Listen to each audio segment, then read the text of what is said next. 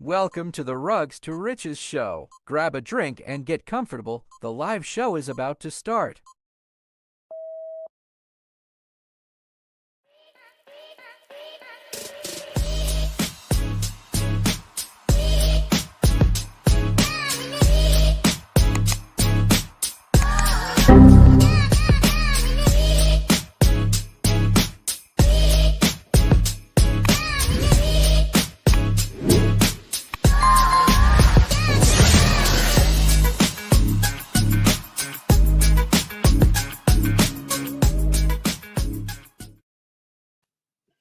What is going on, everybody? Welcome back to the show. It's another Monday night, and we have Patrick. What's going on, man? Welcome Oh back to the man, show. yeah, I was just grooving out to your intro music. I know. That was I pretty love nice. it.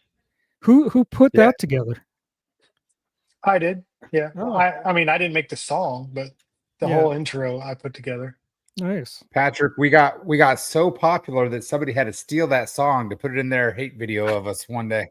Really? Yeah. Hate towards you guys? I can't believe it. Oh yeah. Oh yeah. We destroyed a whole nother protocol. I've been According missing to out. them. I don't know how that Mm, is when we're still the top 5 holders of that protocol.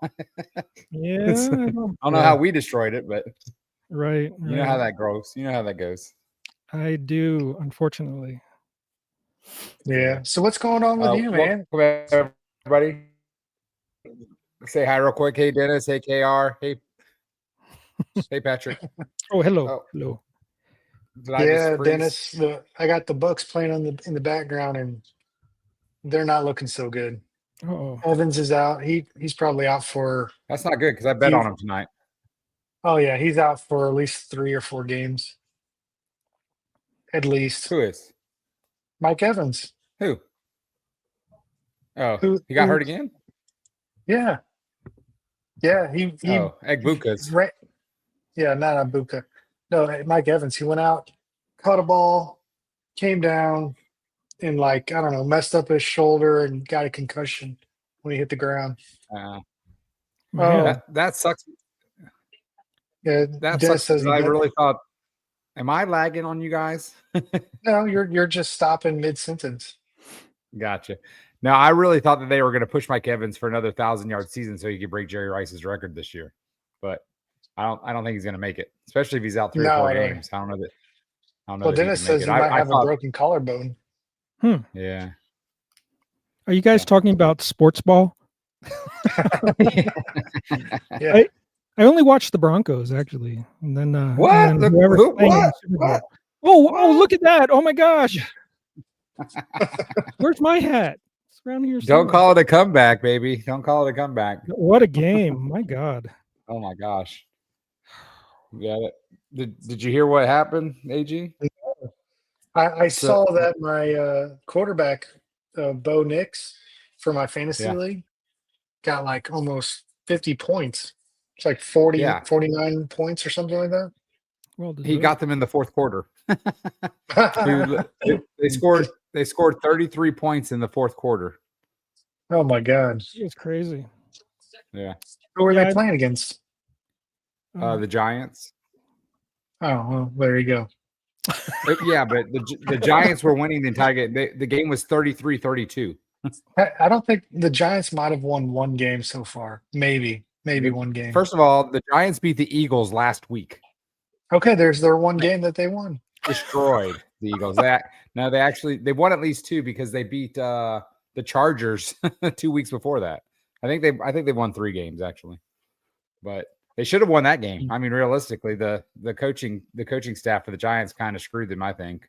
But going back and watching the fourth quarter, Yeah, and those 2 kicks that were missed, right? yeah, well, that and just clock management, right? I mean, Yeah, right. they were ahead by 10 with like 4 minutes left, and they still lost the game. Yeah. No, No, almost impossible. I was watching Yeah. at a pizza place up to the third quarter, and then I went, maybe I'll drive home. I drove home, and I got home, and I went, what the hell just happened? Yeah. Unbelievable. So they said they asked Bo Nix like after the game, they're like, you know, what are your thoughts? He's like, I'm really sorry for all the people that left. How old is Bo Nix? What is he? I think 25? he's like No, he's 20. probably. He's like 21, never been kissed. That's what I hear. No, he's like 26. He was one of the oldest quarterbacks drafted lately. Yeah. Mm. So, Yeah, he looks like he should be on the cover of like everything. he will be in Colorado. That's for damn sure. Yeah, that's for sure. So what's going on with the AWS? I heard there was some issues going on with that. Yeah, they were kind of slammed during that big drop, right? Yeah, no. Well, I thought it was this morning. Oh, It did. It went down this morning at like 2 a.m. And a lot of things were down. I know that today specifically Venmo is down for like 6 hours. Hard Rock Live, the app for Hard Rock was down. You couldn't place any bets today. Really? Yeah, because I tried to put. I know. I wish it would have came back up. I would have saved myself some money if the Bucks are losing. The Coinbase was down, from what I heard. Yeah. And then there was one other thing that was down. Why was it down? Did you guys hear about that? Was it a hack or something? They didn't say. They said it was something with a data center in the Northeast somewhere. So it was kind of localized. I really don't know too much about it. I know that KR sent something to us talking about the different crypto main chains that were affected. Mm-hmm. Well, I heard it this morning on the news when I woke up this morning. They were talking about it, but I was halfway getting in the shower, so I didn't know what was going on. Yeah, I know that Publix was having issues because of trying to take credit cards because the credit card companies are down and stuff. It just kind of goes to show you how powerful Amazon is, right? Like they always want to talk about cryptos centralized, yet five cryptocurrencies kind of got affected by AWS going down. Mm-hmm. Yeah. How decentralized is crypto if a centralized company can affect it like that? Well, crypto didn't go down. It was more of the companies that were, like. Well, it was chains that were affected. Like Base Chain was affected because of the AWS outage. Was it really? Ethereum I didn't hear that. Yeah, they said. I saw the report I read said 25% of something. I'm like, I use Base Chain just fine today. I've been having a huge problem with damn SafePal the last 4 days. It's like all of a sudden, yeah. Well, not specifically SafePal, it's specifically Uniswap. They keep doing tweaks or something, and every time they do a damn tweak, I don't know if it's because I'm using SafePal, but like I have to keep changing the sequence of how I trade on Uniswap. It's kind of crazy. But KR said base sequencer went down. Yeah, there was I saw Arbitrum was affected, Ethereum main chain was affected, Base Chain was affected. A lot of the layer 2s are affected. So are they affected because the nodes were on that AWS? Yeah, probably. Not all the nodes are on there though. No, that's why I said the Base Chain said it was only 25% was affected. I don't know what that means specifically, but it gave a percentage. Only 25% of base got affected. Yeah, that's news to me. I didn't know it affected the change.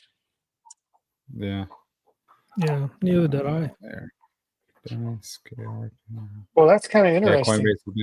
Coinbase so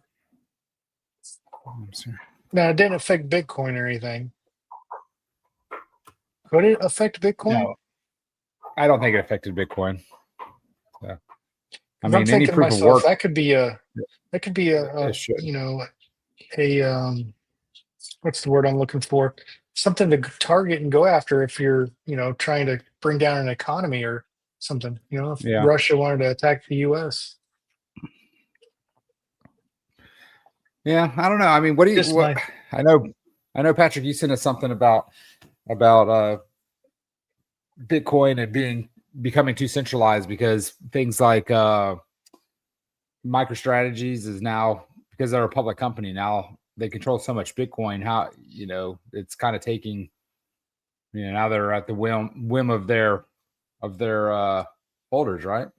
So what's kind of your thoughts about that? Yeah, it's him and MicroStrategy, but it's also like Larry Fink and BlackRock. I mean, when BlackRock came in, they're they're kind of the king of the finance tech industry titans. It's kind of like a dreadnought coming in. So it's MicroStrategy. I mean, it used to just be a small support company with supporting their software, and then all of a sudden they got into Bitcoin, and I think through his genius of seeing Bitcoin and its limited supply, he's almost single-handedly, as far as the financial giants are concerned, was the first one to go into the Bitcoin treasuries. He's the guy. And then now there's a lot of Johnny come latelys that are coming in, including like GameStop. So Yeah. it's like everyone and their dog is becoming a Bitcoin treasury, and for good reason. They see the multiples that MicroStrategy is putting up, but I don't think they have the sort of genius that he's putting into it, especially with all the bond-like stuff. I think it's like STRC, Strike, whatever. I haven't looked into those as much, but yeah, it's kind of interesting. It's like, but for me, there's like, as far as treasury companies, there's MicroStrategy and, well, I should say Strategy now, right? Strategy and Strategy. So it's interesting because the video that you sent us kind of goes into detail of how. Uh-oh, can you guys hear me? Yep. Okay, made a weird noise in my ear. Anyways, it goes into detail on how they can manipulate the price of Bitcoin and kind of steal everyone's Bitcoin by liquidating everybody, because now the shareholders are in charge of MicroStrategy and the board. So how do they explain it?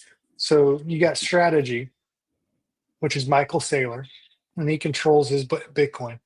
But then the board kind of can tell Michael Saylor what to do, and you get on the board by being a shareholder of Strategy.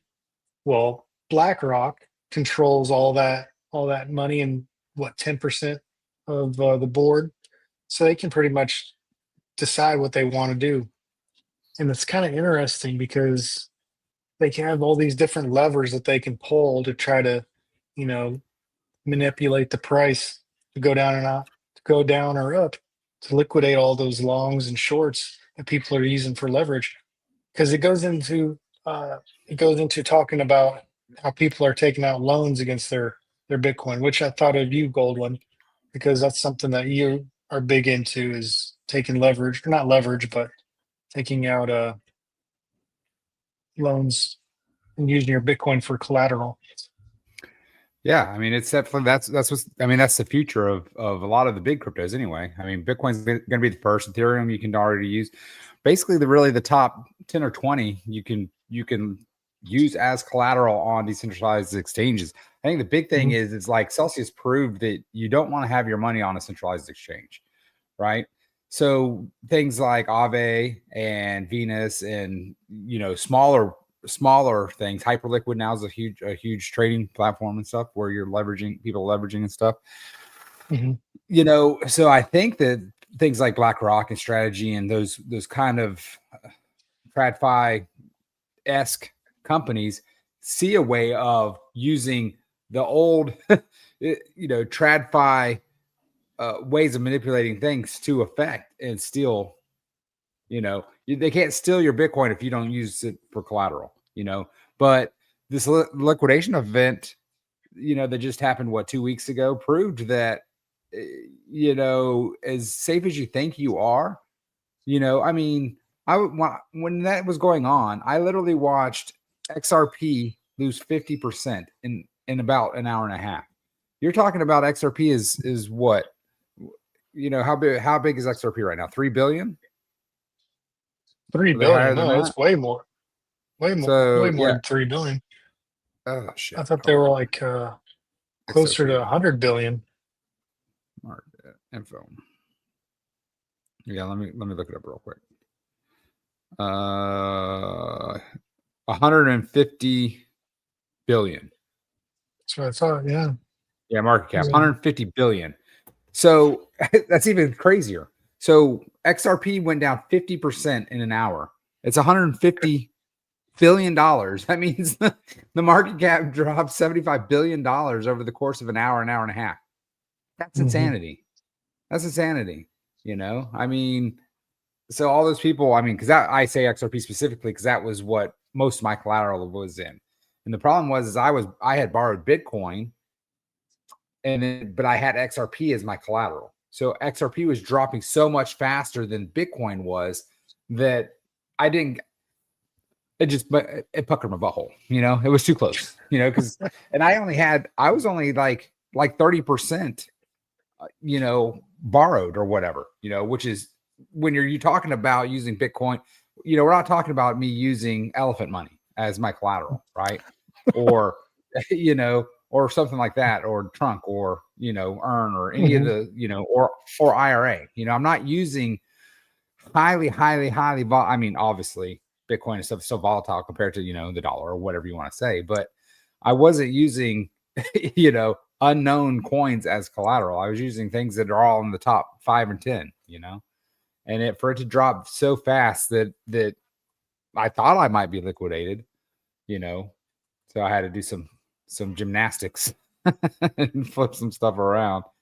And, Yeah, you know, the danger of leverage. I mean, it cuts both ways. And when you have like a dreadnought like you know, the Larry Fink crowd who can just kneecap the entire crypto market. And you know, the conspiracy theories have said they'll drop the price of Bitcoin so that they can collect more. And so all the big traders that are using leverage, I mean, they can see all of the longs that are set, all the stop losses, and they'll just take it out. And so they'll drop it, and then people have to buy it back, so it jumps back up. You know, they play their games. yeah, But unlike the stock market, there's no stops, like emergency stops, like which would have helped during that massive fall if all of a sudden they said, okay, crypto market's closed. But you know, yeah, it's not. In some ways, I admire it because it's pure capitalism at play. But on the other hand, not when you have these huge finance industrials coming in and playing their games. And you know, we also have like big holders of Bitcoin. I mean, billionaires that these mega whales that just come in and like, okay, I'm feeling a little hungry. Time to like chum the waters, you know? yeah. Now, Well, what is this Zcash? ironically enough, BlackRock bought a shit ton of Bitcoin at 105,000. So that should kind of tell you where the bottom is, right? So they gave it and they're the one that stopped that down, right? As soon as they started buying, that's when we bounced off that point. So that should tell you the new low for Bitcoin is 105, you know, give or take, you know. Right. So I mean, but I also heard a rumor. I had also heard ahead. a rumor that the Satoshi wallet moved funds or something, or an old Satoshi wallet, or is that? I don't think it's the Satoshi wallet. Yeah, an old one, but it's not. It's not the one that everyone watches. It's not the It's got like Satoshi a wallet, yeah. So what? Adam over here is talking about Zcash. Yeah, he said pull up a chart: Zcash versus BTC. Well, do you know anything about Zcash? I'm going to pull up the chart right now. That's a privacy. I know Zcash is privacy token. Yeah, that's the big privacy token. And I think wasn't Zcash a fork of Bitcoin? I don't know. Adam, do you know that? Am I just talking out my ass? I'll try to pull up some information on it real quick. Can you guys see it? I see it. Okay. Yeah, okay. So, I mean, this is the daily chart. September 30th, October 1st, basically. I mean, It's just been on a tear. Yeah, that's I'm crazy. I'm looking at a Yeah. comparison between that and Bitcoin, and they seem to be following the same pattern, unless I'm missing something. I think that's just Zcash versus USDC is what you pulled up. Is there another Yeah, button no. up there that will switch it to BTC? No. I'm looking at Alright. CoinGecko. You can compare it with different coins, and CoinGecko? Okay, let me go. Yeah. Let me exit out of that and go to CoinGecko. I mean, but yeah, in 30 days, it's up 420%. I hope you have So a what long part- on Zcash. That's about 30 days old there, Haga. But yeah, 19 billion was liquidated in that few hours. Yeah, nuts. I really didn't understand. I thought when I looked and I saw the first thing I saw was Ondo. It said Ondo's down 60%. I was like, what? And I think I texted AG. I'm all like, what the fuck is going on? Like, I'm like, is this real? Like, is it really down 60% or is this just a bug? And then I saw XRP down 50%. I'm like, oh my God, what is going on? So then of course I had to go check my loans, and I went from being completely over collateralized to eeks. Yeah, I think So- a lot of people were surprised, and I was looking at some All right. multimillionaire mega wallets where I was like, God, 10 million gone, 30 million gone. Oh man. Yeah, that's whew. And then you have the one wallet that, crazy. benefited $192 million in 3 hours. Yeah, right. Yeah. Do you think there was some insider trading? Like, do you think someone knew that the crash was going to happen before it I mean, did? Well, that's a rumor for sure. so the thing that I read was they were saying that it was insider trading because of the Trump tweet, but that was actually coincidental. So the person that had that made the 192 million didn't find a flaw. Binance announced they had a flaw, and then they announced the date that they were fixing it. So they announced, hey, we have this flaw in our code. We're fixing it next Tuesday. Right? So these people are like, oh. So they dumped $90 million into Binance and affected USDE, I believe is the one it was, but only on Binance. So they dropped the peg of USDE on Binance to 60 cents. And when that happened, that caused $1 billion of liquidation on Binance. And because everything is cross collateralized, because the $1 billion liquidation event on Binance, that's what cascaded across the rest of the market. So the $90 million that they dumped in, they specifically targeted USDE and two other cryptos. I can't remember what it was. And then they shorted those other two cryptos because they knew the flaw in Binance, because Binance didn't use they used their own pricing. Oracle. They didn't use like their own Oracle. They didn't use like a chain link across the market Oracle. And because I guess maybe that's the thing that was being fixed on Tuesday or something. But it was very weird that they're like, oh, we know about this flaw. It reminded me of Elephant Money, the first crash of Elephant Money. How what's his name? Who's that little squeaky voice from Drip? Forex. Forex. Yeah. So how Forex announced that there's a flaw in the Elephant code, and then BT's like, I know it's in our next patch, and then the next day or whatever, 2 days later, it got exploited. It was ironic. Like, I was like, this is like verbatim of what happened to just on a global scale with Binance.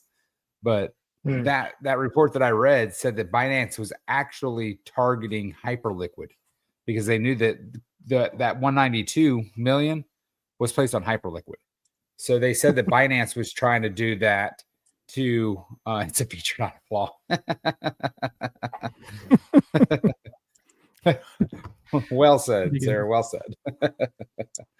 But so they said that there was the conspiracy was that Binance let it happen, trying to crush Hyperliquid. because they thought Hyperliquid wouldn't be able to pay that 192 or whatever. That kind of goes back to your previous comment about centralization. Like an issue with a single centralized exchange, and then all of a sudden it was a cascade of down to 19 billion in losses. It's nuts. Because I mean, there's so many like centralized exchanges and decentralized exchanges, and it affected everybody.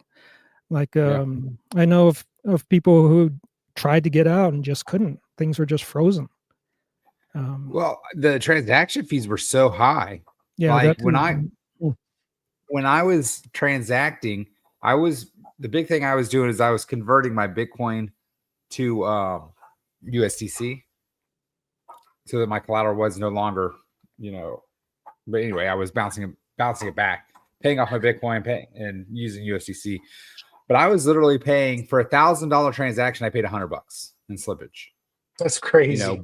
It was crazy. And over the span of that hour and a half, I moved or converted basically $30,000 is what it ultimately came down to. And I paid about $2,000 in fees. I mean, which is crazy to think. I was still positive at the end of my move. So I actually benefited about $1,500 in my movement of money. Paid off $1,500 of my loan. But it cost me $2,000 to do that. So it was with limit orders. Yeah, Lamster had a bunch of limit orders set really, really low. They got triggered by all of the drops. Pretty smart. As long as you're willing to. Oh, he said private BTC. I thought Zcash was a fork of BTC. Private transactions. Yeah. So have you learned your lesson, or have you taken anything out of last week's big liquidation? I mean, I deleveraged some, about 33%. It tells me that, is it worth it or is it not? That's kind of the thing. I didn't get liquidated, so I'm thankful of that, and I did de-risk. I did not, fully flip back over. So it's definitely a lesson in leverage, which, because I had been liquidated before, that's why I was so low, right? I only held blue chips, I could still get liquidated, but it would take another. I mean, it would have to be worse than the last one to get me at this point. Oh, really? Yeah. Yeah, I was going to say, knock on wood. Yeah, hopefully it doesn't happen. Yeah. So now, what happened to what's going on with Paca now with that last dump? I mean, Paca was already, hurting. I mean, I can only speculate. They put out some videos, but I haven't watched them. Yeah, Patrick, you're probably more up to speed on me. I actually sold my RV before, like 4 days into the thing. Once they said, when they kept saying that the epoch could be 0, and once I realized how they're actually going to pay on their epoch, it did. And I was pretty low on Paca. I didn't, after TPC dropped, I didn't put, I didn't go balls deep into Paca. So, yeah. It's what a lot of the other, I don't want to say influencers, but the other people that do concentrated liquidity, was that you can't do a fixed return. I'm talking about the old Paca. You can't do a fixed return. You need to do a variable return and give the people what you get. And so all of a sudden, through this, series of losses that led to the version 2.0, now we have it. So we now, the amount that we make is the amount they make. And so they're affected just like any other concentrated liquidity trader, especially in this type of market that drops. So like the payment that was supposed to go out on the 15th didn't, of course. The amount that they have went down from 5 million to 3.5, and so Jeez. no one gets paid until that goes Mhm. up. But to me, it's a more it's a better way of going forward. There's a lot of unfortunate things, and it sounded like one of the devs. I mean, they said it in their video, like Unmade Sugar was falsifying the amount that he was making. He was saying he was making, and it wasn't glossed over, but it was just said they didn't completely throw him under the bus. Yeah. So that there was that, and then the CETUS hack. So the CETUS hack, just dropped in. So it was like the best of all possible things that they could do is to try to get people paid out plus 20%.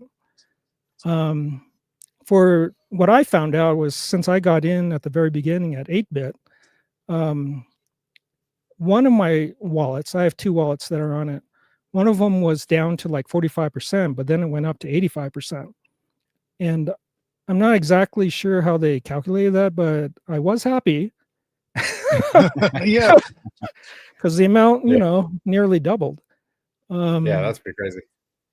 But JC has been very open with his wallets. I mean, him and his family has hundreds of thousands in the protocol, and now he's one of the main devs in it. And they really needed someone like JC to kind of help right the ship. And knowing JC like I do, I mean, they couldn't have gotten someone better to do it.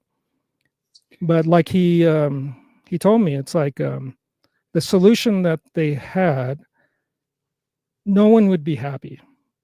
It was just the best of all possible worlds that they could do. I agree. Yeah, and I don't think that the community knows the sacrifice that JC was making, right? Like there was no outcome that 100% of people were going to be happy. None. No. There really wasn't.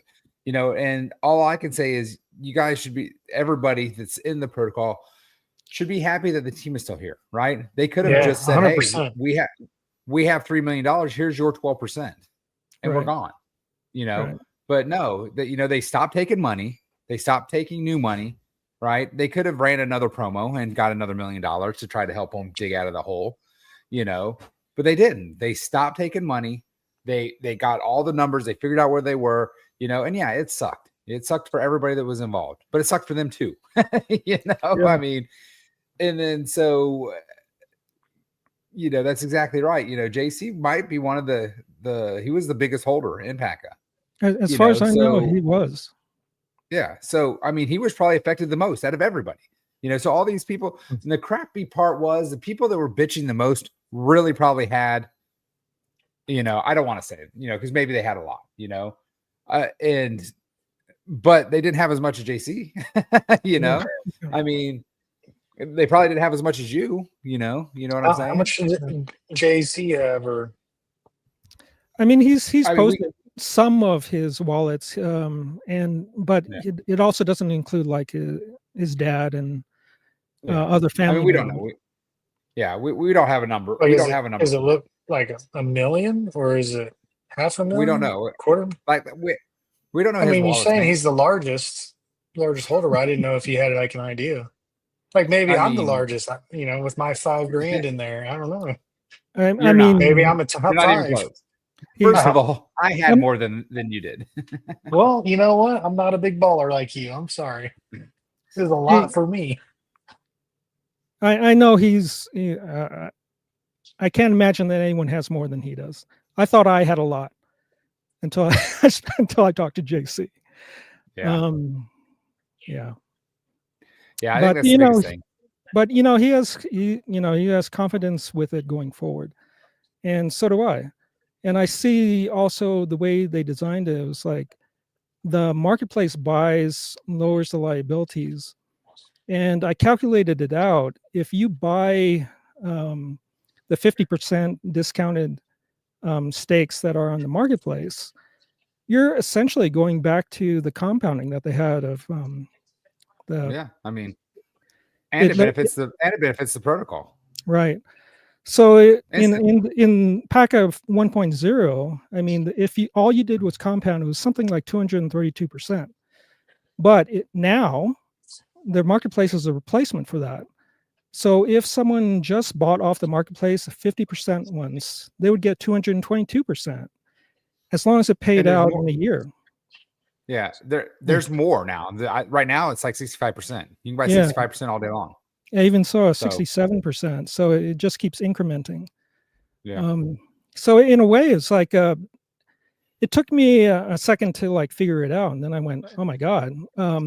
Whatever the timeline is, it's going to get truncated over time. Yeah.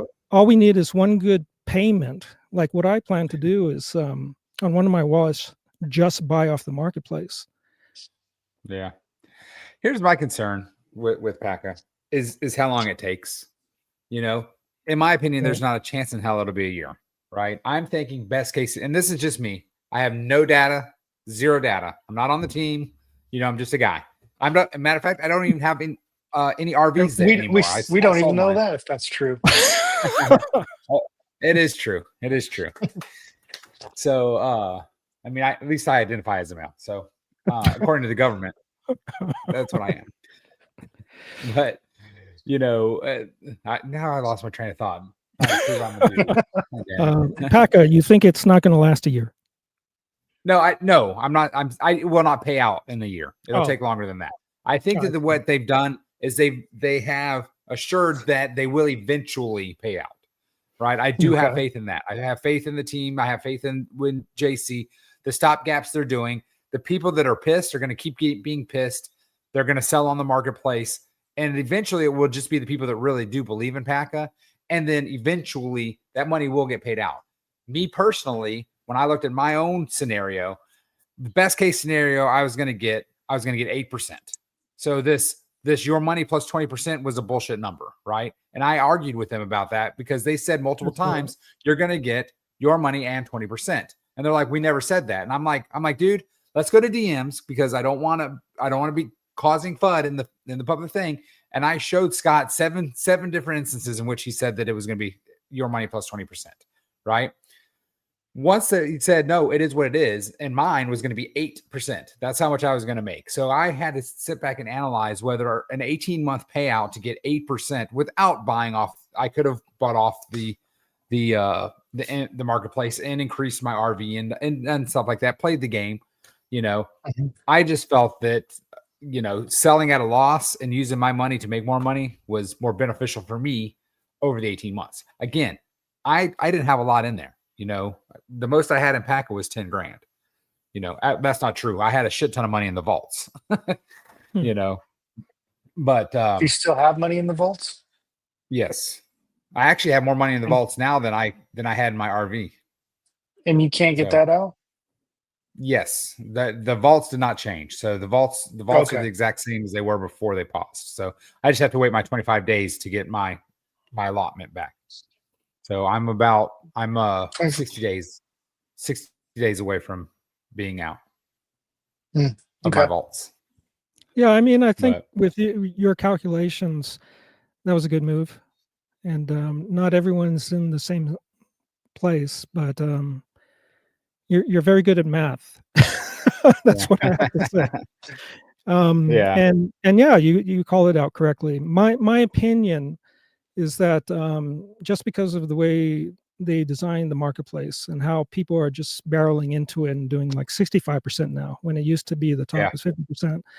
Yep. That once we get a good payout, I mean, people are going to be buying off the marketplace like hotcakes. Yeah. And so my opinion is that it will take less than a year. Yeah. I hope so. For you, for the other people that are still in PACA, I really hope so. Yeah. Unfortunately, them not even paying the first epoch really, really hurt the morale of PACA. You know, that's why, I mean, the instant buyout went to 17%. You know, how they're calculating paying out, I don't necessarily agree with, but I'm not part of the team. that JC seems way smarter than me. So, and apparently his kid is super, super smart at math. So, they're running way more sophisticated shit than my brain does, to get everybody paid out. And I think the key thing is that marketplace was brilliant because it allows people to get out. Like me, I sold at 50%. I actually sold at 50.5%. 50.5. So yeah. A little less than 51%. I could sell for 60% right now. I saw 65, so you're gonna have to beat that. Yeah, it depends on how patient you are. Yeah, to be honest with you, if you're not hurting for that money, you should wait 2 or 3 months, because once they do actually get a payout or two, like Patrick said, the people that get payouts are just going to buy off the marketplace, and then it's going to drive that percentage down, right? As people start seeing, Packet really is, the stuff that they're doing really is working. They are still farming. They are making money. The AUM is going up, because the more and more the marketplace does work, that lowers liabilities, which raises the AUM.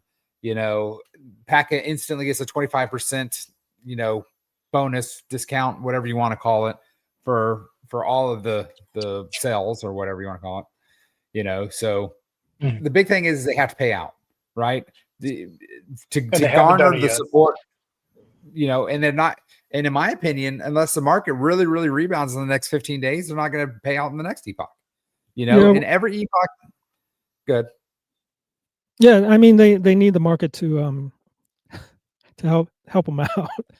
I mean, I don't envy anyone doing concentrated liquidity right now. I mean, I know there's geniuses like Mike Dre and Crypto Stu that do quite well at it. But now they're doing leverage on concentrated liquidity, and I haven't scary. I haven't gone to their TG lately to see how they did.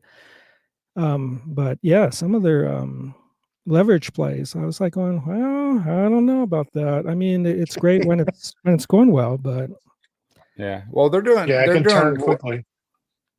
They're doing like that zero sum. I don't KR, what's it called? What are they doing? It's like a zero sum game.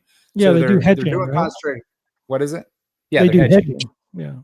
Yeah, so they're doing concentrated liquidity, but then they're taking a short against what they're going. So if the market turns against them, delta neutral. That's the terminology. Thank you, KR. So if they're shorting, so if the market does turn on them, their short wins, which pays for their impermanent loss, right? Right. So the big problem is once you close out your position, you're setting that impermanent loss, and that's where PAC is stuck at right now, right? They're stuck that they were in positions. And it's gone so far down that they can't sell now because they would lose 65 or 70% of their stuff. I mean, they must be doing, or at least, well, hopefully considering doing some sort of hedging. I mean, it's still a black box, so we don't know really. But I'm sure if it's not something that they're doing, they will be looking into it. They have to. Yeah. So let's talk about the market a little bit, right? So, I've been charting for a while. I feel like we hit a bottom. It hit a pretty good support line, bounced off. It recaptured the 50-day moving average. So if we hold that 50-day moving average, if we bounce off that again, then I think that we're on that upswing where we'll probably make another higher high. Or if we don't make another higher high in the next, by the end of the year, we're probably not going to make a higher to be honest with you. I think I still have faith that we're in a bull market. But I don't know when that's going to kick off again, because I have this feeling in the back of my head like there might be a black swan event coming up, which is going to drive another sell off. What bigger black swan could there be than the damn $19 trillion or $1 billion that was just liquidated? Listen, you got Trump meeting with Putin and Zelensky, and it sounds like they're going to make a peace deal. That could not happen, and maybe the markets react funny with that. Then you've got Hamas and Israel having a ceasefire, but yet they're still kind of going at it. I don't know. I'm just saying. And then the trade war with China, I just feel like there's something in the news could come out and trigger another liquidation event. I don't think there would be a big. Since There will I not don't think be a it'd be. liquidation of. It won't be a liquidation event like just happened because Yeah, I agree. you just I wiped agree. out all the people. I So agree. it's going to take. Yeah, it would take another year to get that leveraged again. I think that's the big thing is that they just saw how many levered positions there was and that cascade. Same thing with Elephant and Save and all that crap. Yeah, no. What I'm saying is, I don't see it taking back off anytime soon. Yeah. Like, I feel like people might be like, okay, it's the end of the month, November, it's coming up. We're going to take another leg up. I think it might be the opposite. I think we crash back down and then go up mid-November, December. I Yeah. agree. I think there's going to be a big pump by the end of the year. But Yeah. I also kind of forecasting that there's going to be a big Q1, especially with the Jerome Powell exit and like all the things that you said, like all the political things that are happening in the world will get resolved. We'll see. QT is out the door. QE is back in. Quantitative easing, like Lynn Alden says, nothing stops this train. And but Bitcoin, we haven't seen another like 65% drop, 95% drop. I guess we get to look forward to that in the bear market, but some of the analysts that I look at, they say it's probably going to be mild if there is any. Yeah, I don't think there will be. I think the people that are buying, like the big money, I think they're sitting on it for decades. Yeah. I don't think there won't be another 90% drawdown. Not in Bitcoin, maybe not even Ethereum, but the other ones there will be. The top 10 probably not, or whatever. Well, that kind of leads into the Stablecoin Act or whatever that was passed. I mean, basically legitimizing all the stablecoin issuers, and then everybody else is piling into it. And since they have to back it up with treasury bills, the debt train just keeps on going. And since the world is still running on the US dollar, I mean, as much as the BRICS countries want to get off it and go on to gold and things like that, now they're looking at, oh my God, the US dollar is going to get stronger, even though we're not buying it. They can keep running the debt machine going. So what are we going to do about it? Are we going to just keep buying more gold? I think there's going to be an inflection point where they go, well, hell, we need to start buying Bitcoin. That's what I'm theorizing. Yeah, I mean, what happens when they're like gold's at an all-time high for the third straight month? When do they start rotating out of gold into Bitcoin, right? Like, oh, we have all this gold that we bought at $2,000 an ounce. Now it's $5,000 an ounce or whatever it is. We can start rotating out of it. We can store half as much gold and wait, and now store digitally. Yeah. Yeah, I had a customer of mine text me today asking if he should buy some gold. And I was like, I think you missed that boat. You need to rotate into crypto. Yeah, It's buy too silver high. if you're going to buy anything. Jesus. Silver's high too right now. It is. Silver's at, yeah. But it's still completely 55? undervalued, though.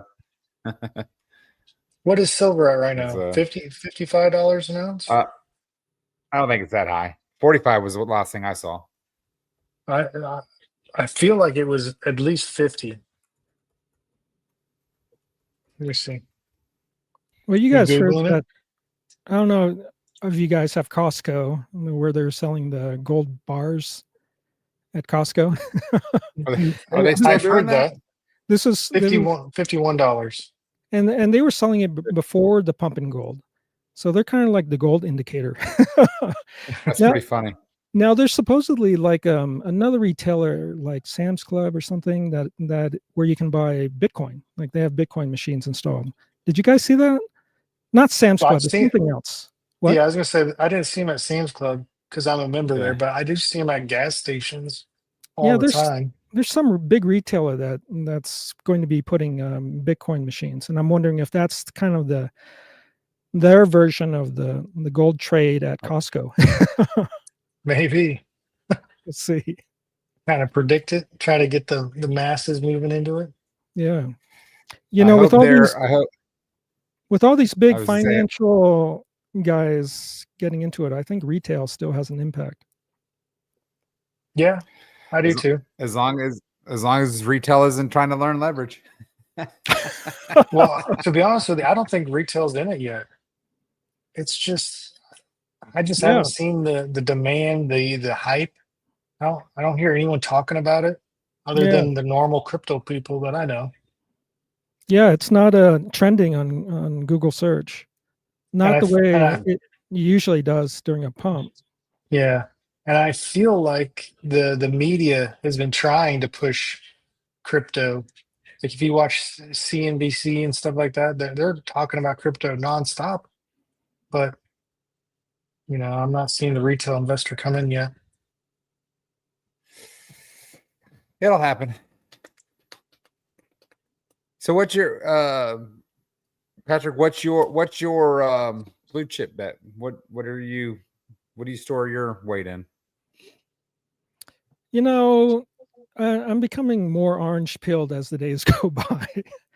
Like I did especially notice the shirt there. I'm just saying. Oh yeah, got my orange one. It's just the God, inflation, and they say it's 3%, but if you're a regular steak buyer, that's not true.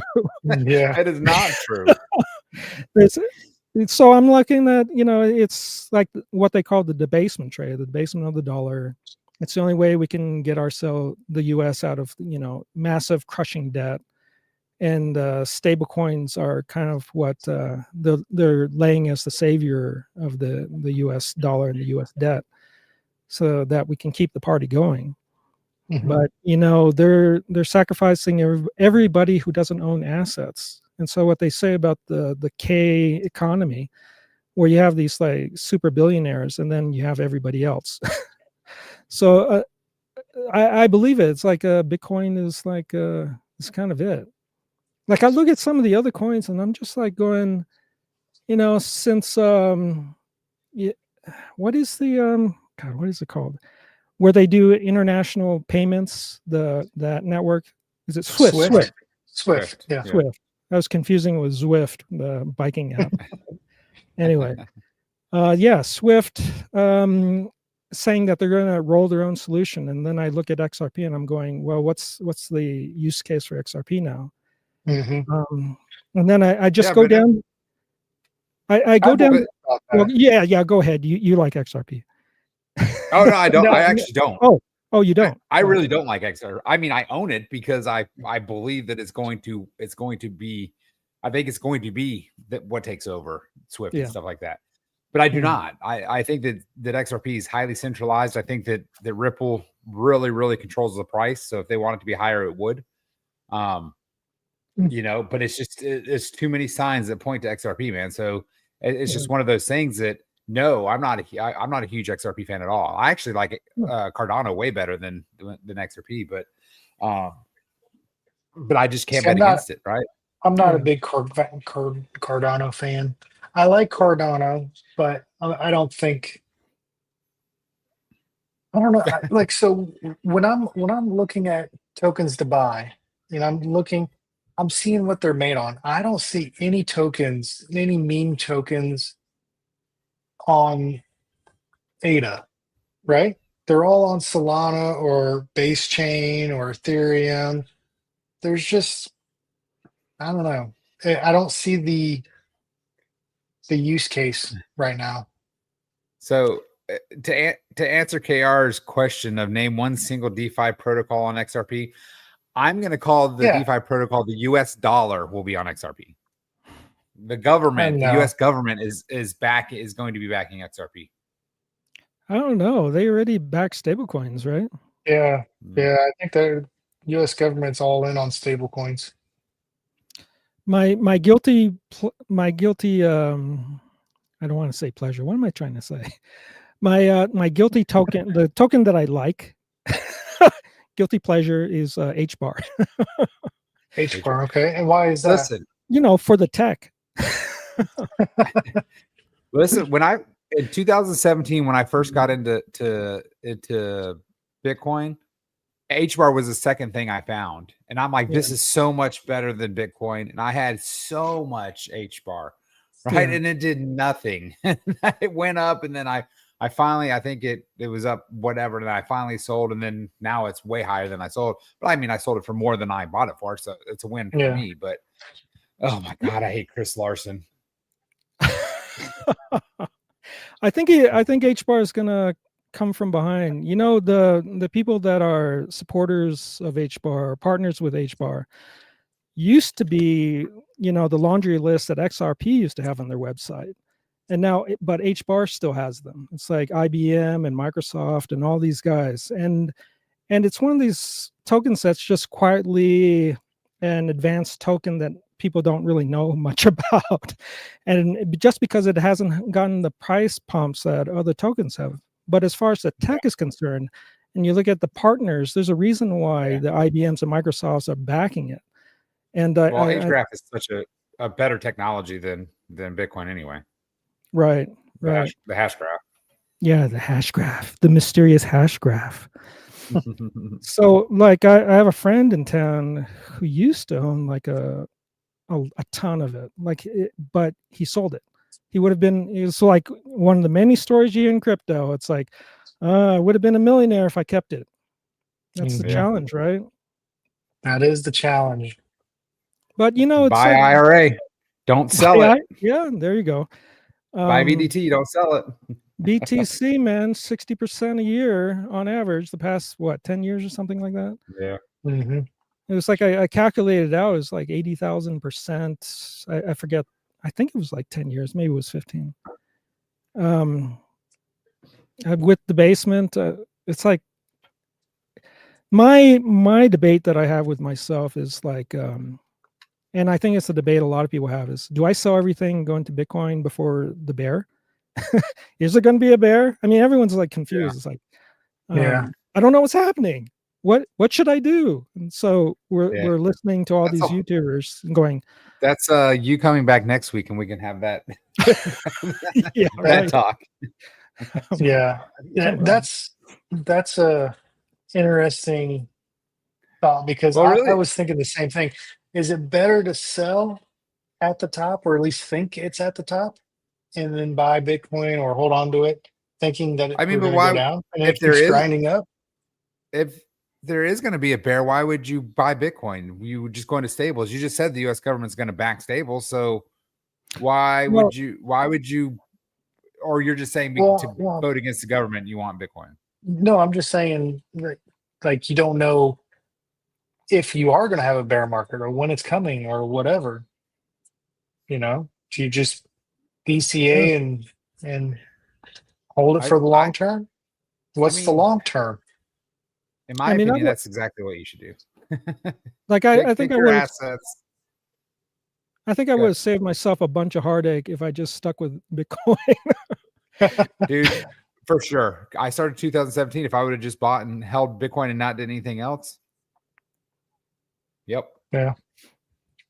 Well, I think Ethereum has a better upside than Bitcoin, because the amount of people that are buying Ethereum, like the companies that are buying Bitcoin, there's a lot of companies buying Ethereums. And the use case for Ethereum, they can stake it and now get a dividend, while the Bitcoin companies just hold Bitcoin and they have to take a loan out against it or whatever if they want to make any money on it. But you always hear the saying, Bitcoin is like gold, digital gold. Well, Ethereum's like digital oil, and there's a use case for that. So I think the better upside is Ethereum. Well, that's the better long-term play. Well, that's the bet that Tom Lee is making. That Bitmain CEO or something. Yeah, I think he's trying to single-handedly drive the price up. Have you seen how much that guy's buying? He's buying a lot. He's trying to get, I think he said 5%. I was like, man, you're going to live and die on this. This is either going to work, or everyone's just going to be making fun of you for the next. I mean, but that was Saylor, right? I mean, that that was what Saylor was 4 years ago. True. right? When he was the first person to do this, I mean, it was mind blowing to look at how much they actually own now, right? Yeah. When they just did their first convert over, I actually bought fucking Master at that time. I wish I would have held that, because I mean it's up like I can't even remember how much it was. I think it was $43 when he first did the sent out to the people and said, hey, this is what we're going to do. If you don't want it, we'll buy you back out at 45 or 35. I think it was 35 is what they offered, and then they bought Bitcoin and now they're at what, 500 or some crap, some craziness, bananas. Well, I think that Bitmine company that you're just referring to, I think if I can remember right, they were saying that they were making like $100 million a month off of staking their Ethereum, which is crazy. I mean, that's a straight up business right there. That's making more money, 100% gross profit on, nothing really. But you got to have money to make money, I guess. You got to have that Ethereum, stake it. What do you need? Do you guys still need 32 Ethereum to stake, or can you do it with just individual ones now? I'm so out of that world. I don't know. Yeah, But I think it depends on where you're staking. I think you still need like 32 to run your own node, and that's the big thing. Gotcha. So. Well, so I own 2 Ethereum ETFs. One's Grayscale, and the other one is BlackRock iShares, and those are in my Roth IRA.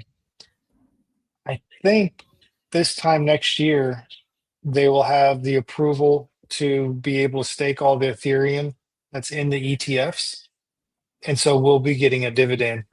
So I've been stocking up on those. yeah, I think for the staking. hopes. I think staking is really going to drive a lot of the Ethereum price.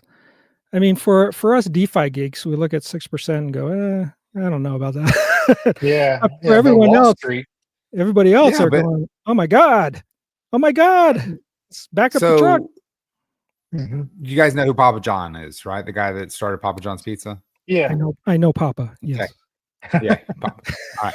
So he has $1 billion liquid that he just has in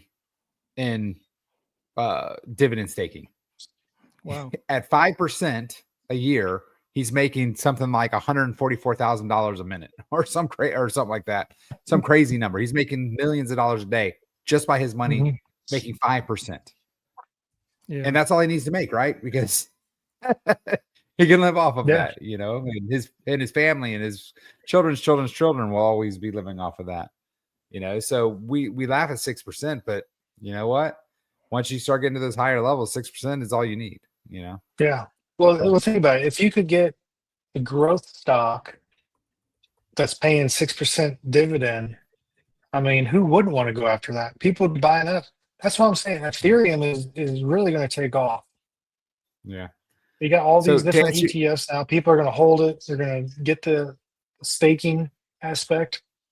Yeah. It's going to do a supply shock. Yeah, I mean, the more I'm in this, the more I look at earnings and yield. I don't look at profit as much.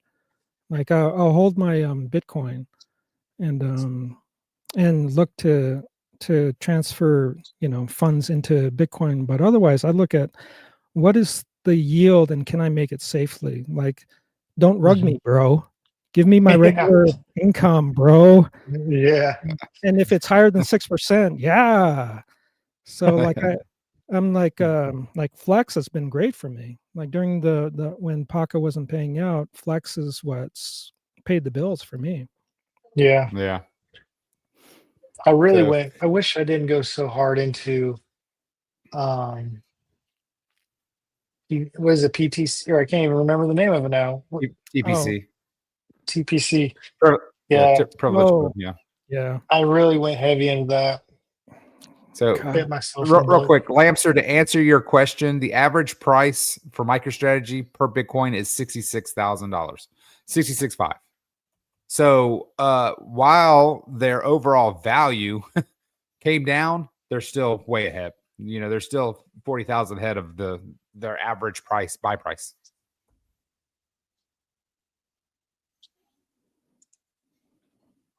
What's interesting to me now is that you have the financialization of Bitcoin, and so we have these ETFs, and you have BlackRock, etc.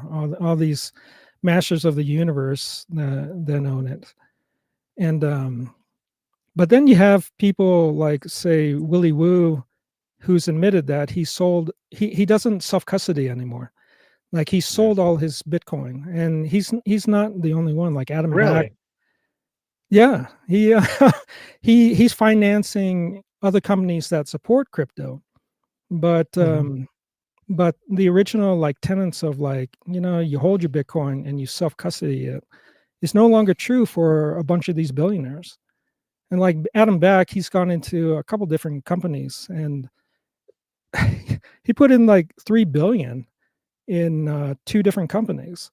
And then you realize like these original people that got into Bitcoin back in the day in 2009 are freaking billionaires, but they're just quiet about it. Until now, with the financialization of the whole Bitcoin community, we have all these companies where they're just like, they're taking the stuff that they've custodied all these years, these 15 years, and now finally exposing them to profit and loss on regular companies that support Bitcoin. And I'm like, wow, that's I don't know, but that's the reason that people go into like ETFs, because it's it's easy, and so that's what's been driving the price as well. It's like people can finally like buy it, and I don't blame them, because like honestly, trying to explain like a ledger, I mean, just everything to someone who's just getting into it, I mean, it's just a uphill battle. So it took what, 16 years for those guys to get their Bitcoin? Maybe that's where we are. The DeFi-IRA community, we're 16 years, baby. We're all billionaires. I could be a billionaire in 16 years. I'd rather be a millionaire next year. Yeah. Yeah, man. I infamously said I sold 2 Bitcoin to get into some elephant projects, and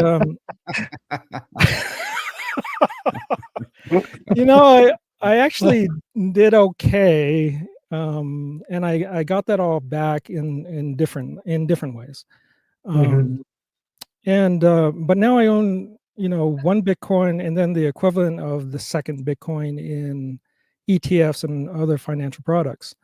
So I'm part of the trend, but now that I'm thinking about it, I'm like going, maybe I should just sell all those Bitcoin stocks and crypto stocks and just self-custody, because that, to me, that's like the only thing that can keep it safe from someone like a Larry Fink. I mean, if you believe the conspiracy theories, dropping the market and then him stealing my Bitcoin.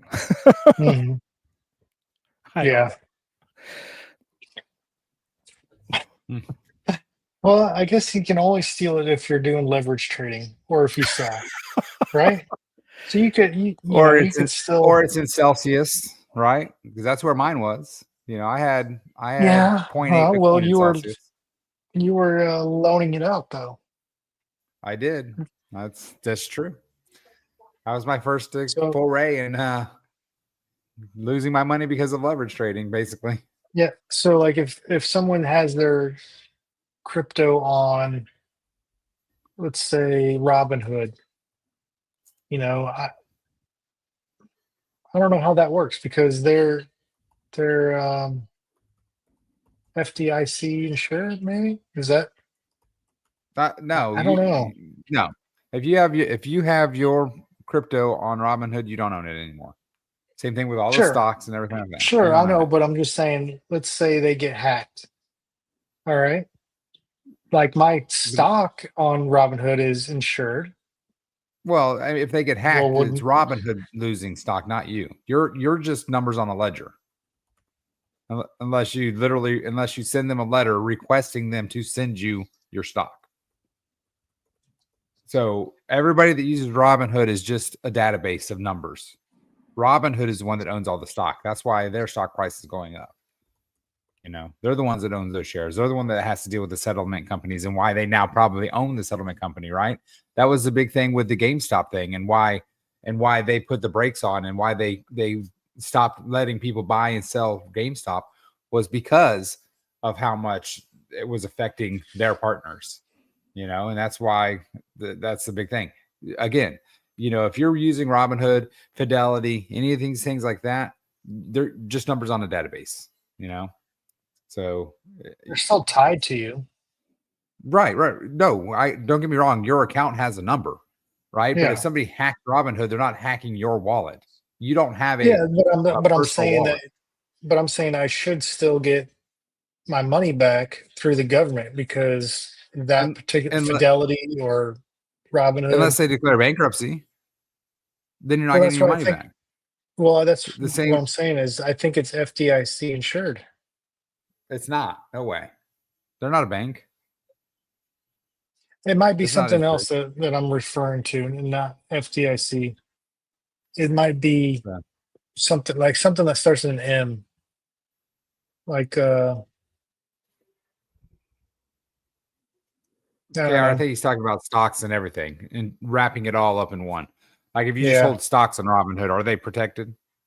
You know, I just think it's your value. You know, if you have $10,000 worth of value on Robinhood, that's just going to be your claim, right? If yeah, Robinhood closes up shop tomorrow and declares bankruptcy, you're in the same boat, right? Same as yeah. it would be exactly the same as you're going through with Celsius.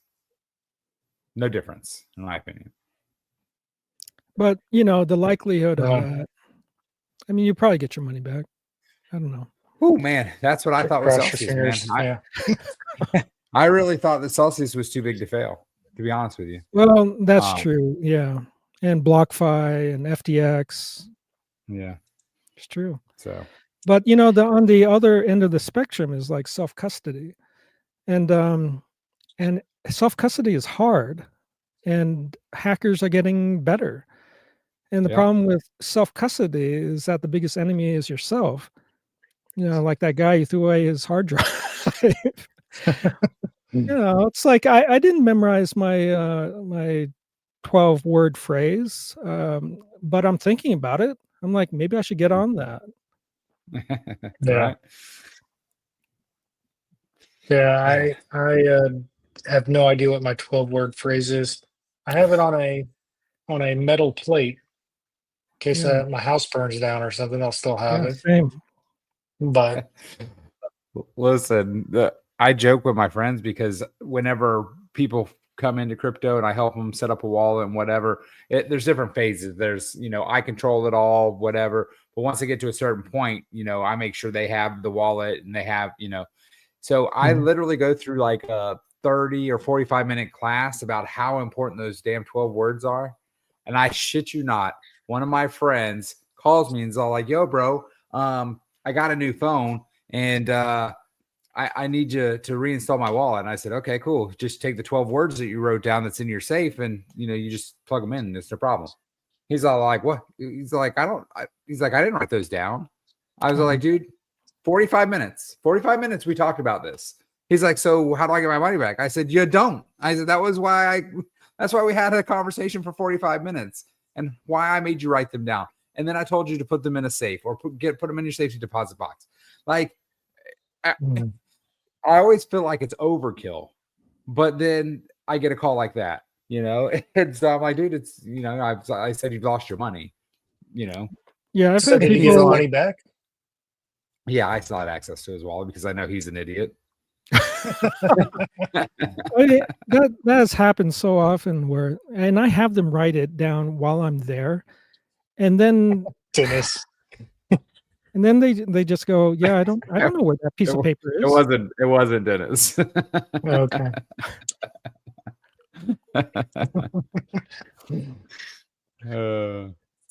Yeah, so for the rest of them, I just go, you know, just buy an ETF.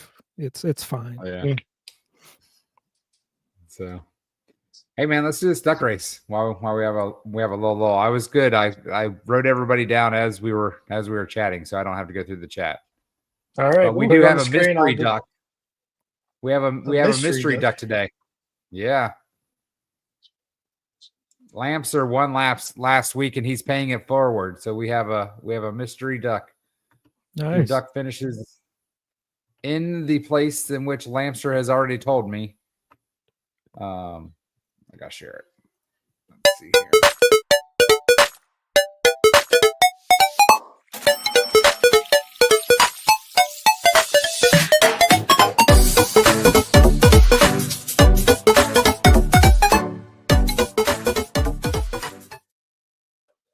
All right. So if this duck finishes in a random place of that only you know of, they win last week. Well, no, Lamser knows. He's the one that told me. So if you win the race, you win the 1,000 for today. If you finish in whatever place that Lamser told me, which is not first, then you win the money that Lamser won last week. He's paying it forward to you. Well, how many So ducks it's still do we have in 1,000. the race? 9, but I'm going through the chat just to make sure I didn't miss anybody. Now, Again, is it in the top 9? It is one of the ducks. Yes, in the top 9. Correct. Okay. Is it a top 5 number? I'm not going to tell you. What? Come on. Nope. Lamser will tell you once the race is over. All right. I do not think that I missed anybody. All right. Right on. All right. Let's go full screen. Can you see it? I think it's going to be the ninth one. Yes, you can. All right. That's my guess. We're going to shuffle the ducks. All right. Good luck, And everybody. they're off. You either finish first or whatever position Lamser. Look, Flyers are cross-dresser. He's got a wig on. Yeah. You want to win. Who Flyers a cross-dresser today? He's a mermaid, damn it. KR's got I hope Lamser speckles finishes all over. in the random position.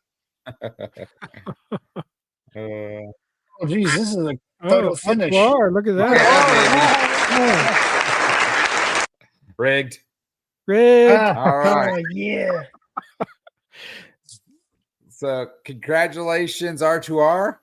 We will pay that forward, and we'll have a random spot next week for a winner.